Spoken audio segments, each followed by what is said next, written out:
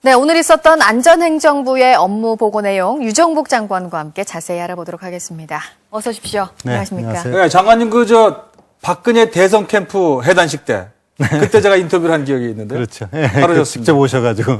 네. 이 질문부터 드리겠습니다. 행정안전부가 안전행정부로 바뀌었습니다. 그래서 네. 안전행정부의 초대 장관이 되신 거고요. 이 안전자가 앞으로 오면서 뭐가 달라졌을까요? 네, 그만큼 국민 행복 시대를 열어가기 위해서는 국민의 안전이 전제 조건이 돼야 된다는 얘기가 되겠고요. 그래서 저희 부처 명칭이 안전행정부로 바뀌면서 네. 안전에 대한 정책의 우선순위를 분명히 했습니다. 네. 국민들이 안심하고 살 수 있는 사회를 만든다는 목표하에 지금 종합적인 대책을 마련 중에 있는데 그 대책으로는 이를테면은 각종 안전에 관한 기본 패러다임을 바꿔가지고 안전에 대한 개념부터 시작해서 안전의 관리 방식을 바꾸는 것이죠. 예를 들면 지금까지는 좀 그 관리적 측면, 사후 관리적 네. 측면, 네. 그리고 상황 관리적 측면이었다면 이제는 초동 대응뿐만이 아니라 선제적이고 예방적이고 근원적인 대책을 마련하는 예방까지. 네, 네. 그런 부분으로 바꾼다. 이게 이제 그 이번에 선제적이고 예방적인 근원의 그 안전 문제. 우선 북한으로부터 우리를 안전하게 지켜야겠네요. 네, 그런 문제도 요새 사이버 테러 네. 문제도 있고 또 최근에 그 각종 위협 문제도 있는데 이 문제도 사실은 네. 전체 컨트롤 타워를 새롭게 좀 네. 구축을 해야 되겠다 이런 생각을 그 하고 있습니다. 행정 관리보다는 안전 방어다 이런 말씀이신 것 같은데요. 안전 말입니다. 예. 지금 우리 저희 JTBC 시청자들이 제일 관심 갖는 대목은 결국 그거 같습니다. 안전인데 첫째, 학교 폭력, 네, 그렇습니다. 성폭력, 예. 그리고 가정폭력, 불량식품. 이게 바로 이제 박 대통령의 그 4대약 측근 4대약, 아니겠습니까? 이거 학교 폭력이나 성폭력 같은 거 어떻게 좀 근원적으로 확 이게 도려낼 수 있는 방법 없습니까? 예, 그게 뭐 한 가지 방법 갖고 될 네. 일은 아니겠습니다만 여러 가지 다양한 방책을 지금 강구해서 종합안전대책을 지금 마련 중에 있는데 네.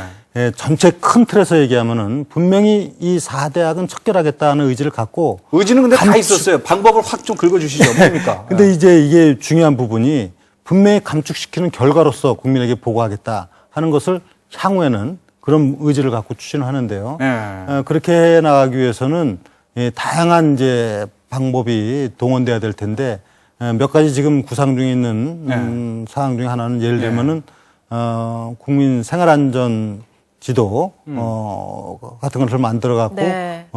이 관리를 좀 철저하게 책임지고 할 수 있도록 하는 문제, 예. 또 국민 의식을 제고시켜 갖고 동참시키는 문제를 비롯해서 분명히 그 이제 감축 목표를 관리하겠다. 그래서 이런 그 소관 지역이나 기관이나 해당 그 책임 있는 공직자들이 이 문제에 대해서 그야말로 책임을 지고 일을 하는 체제로 바꾸고 잘하겠습니다. 정 장관님이 정치인이신데 좀 관료적인 그 용어를 좀 많이 쓰시네요. 예, 자, 어쨌든 원래- 범죄율 지도 같은 걸 한번 만들어 보시겠다. 이런 거 괜찮을 것 같습니다. 지방자치단체별로 서로 비교도 하고 말이죠.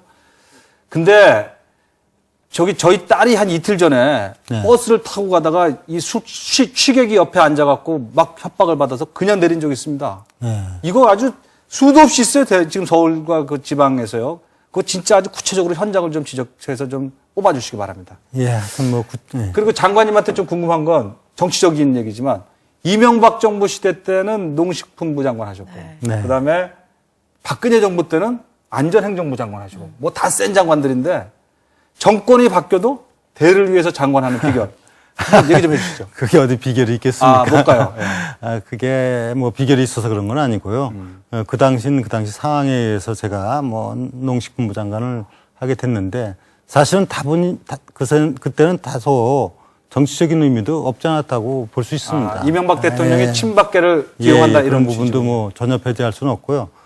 이번의 경우는 사실상 안전행정부라고 하는 중요한 그 직위에 볼 때 아무래도 누구한테 맡겨야 이 그렇죠. 임무를 수행할 것인가에 대한 고려가 좀 됐으리라고 보고요. 결국 대통령의 그 측근 마음을 잘 헤아리는 사람 이런 분을 아마 선택할 수 있었겠네요. 네, 이 얘기가 나와서 말인데요. 박근혜 대통령의 가장 가까운 측근 중에 이제 한 분이시니까 지금 박근혜 정부의 가장 큰 문제를 지적하면 이제 한 목소리로 소통의 문제, 인사의 문제를 지적을 합니다. 곁에서 보시기에 이 문제는 어떻게 해야 해결이 될 수 있을 거라고 보세요? 예, 뭐 문제 해결이라기보다도 그동안에 이제 이 문제에 대해서 아쉬워하는 국민의 속소리가 있는 걸 잘 알고 있습니다. 근데 아마도 초기에 그 시스템 자체가 갖추기 전에 인사를 해야 되는 부분이 있었을 것으로 보여지고요.